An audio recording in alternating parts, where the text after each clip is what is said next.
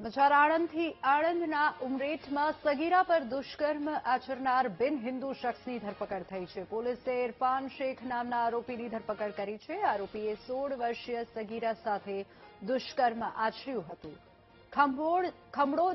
Khambholaj police મથકમાં આરોપી સામે પોક્સોનો ગુનો દાખલ થયો છે અને પોલીસે આરોપીને પકડીને તપાસ આગળ વધારી છે. વધુ વિગતો સાથે સંવાદદાતા ઘનશ્યામ આપણી સાથે ફોન લાઈન પર જોડાઈ ગયા છે. ઘનશ્યામ, આ ઘટનાને લઈને શું વધુ વિગતો મળી રહી છે?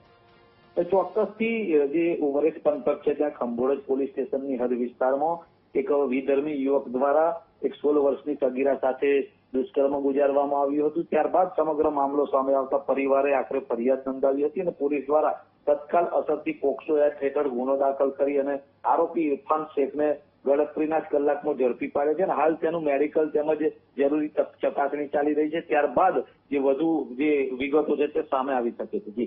જી બિલકુલ ઘનશ્યામ, આભાર સમગ્ર માહિતી બદલ.